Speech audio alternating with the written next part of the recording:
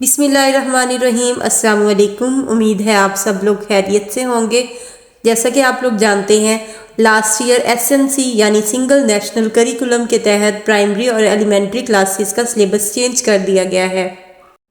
मैं ग्रेड 8 की general science को स्टार्ट करने जा रही हूँ। यहाँ पर हम साइंस और साइंस के फैक्ट्स को बहुत ही इंटरेस्ट और पैशन के साथ स्टडी करेंगे।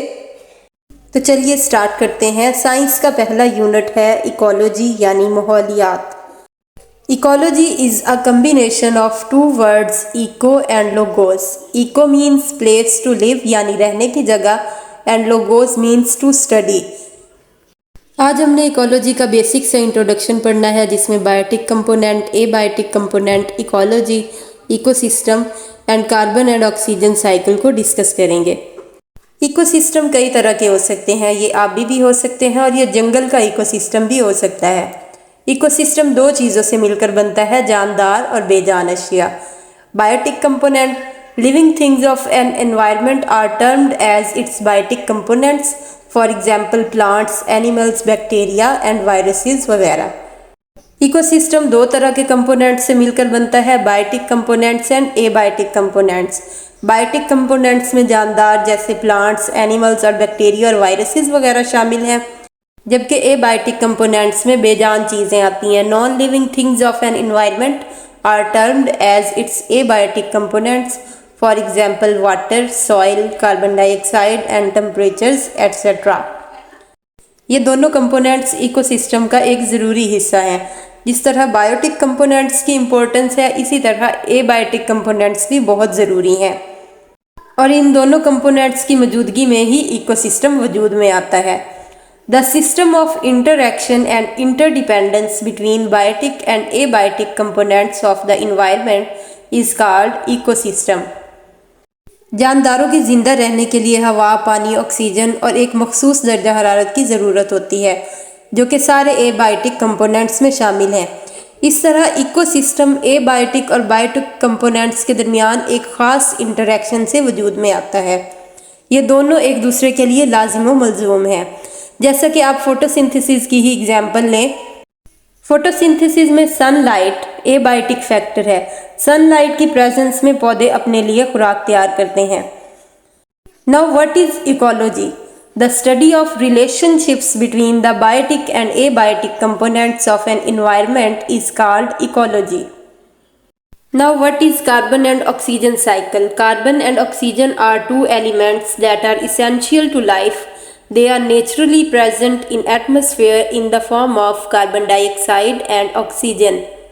They constantly circulate between the environment and living organisms in a cyclic way that is called carbon and oxygen cycle.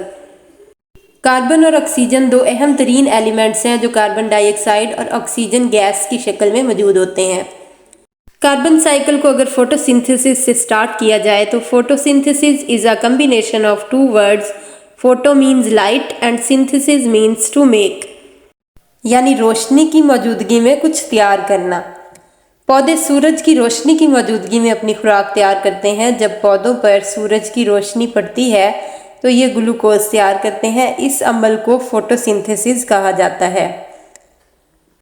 Photosynthesis एक नेचुरल फिनोमेना है जो हजारों लाखों सालों से चला आ रहा है। एबायोटिक फैक्टर्स फोटोसिंथेसिस में कैसे एक दूसरे के साथ इंटरैक्ट करते हैं? पौधे सूरज की रोशनी की मौजूदगी में और कार्बन डाइऑक्साइड की मौजूदगी में ग्लूकोज और ऑक्सीजन बनाते हैं। फोटोसिंथेसिस के अमल में पौधे कार्बन डाइऑक्साइड इस्तेमाल करते हैं और ऑक्सीजन हम जानदारों के लिए इन्वायरमेंट में रिलीज कर देते हैं, जिसको हम सांस लेने के अमल में इस्तेमाल करते हैं। Carbon cycle, when plants prepare food in photosynthesis they take in carbon from the atmosphere in the form of carbon dioxide. In this process they also release oxygen gas to the atmosphere. This is called carbon cycle. जैसा कि मैं पहले बता चुकी हूँ, animal respiration से पैदा होने वाली कार्बन डाइऑक्साइड को पौधे इस्तेमाल में लाते हुए अपने लिए खुराक तैयार करते हैं और ऑक्सीजन रिलीज करते हैं। ऑक्सीजन एनिमल रेस्पायरेशन में यूज़ हो जाती है। ये सारा कुछ एक साइक्लिक प्रोसेस में होता है जिसको कार्बन साइकिल कहते हैं। इसमें जो कार्बन डाइऑक्साइड प्रोड्यूस होती है ये फॉसिल फ्यूल की कंबस्शन से भी प्रोड्यूस होती है। Next we move on oxygen cycle. All animals and plants respire to get energy.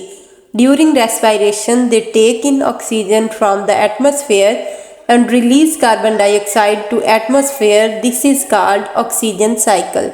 Photosynthesis और रेस्पायरेशन दोनों एक दूसरे के बिल्कुल ऑपोजिट फिनोमेनाज हैं।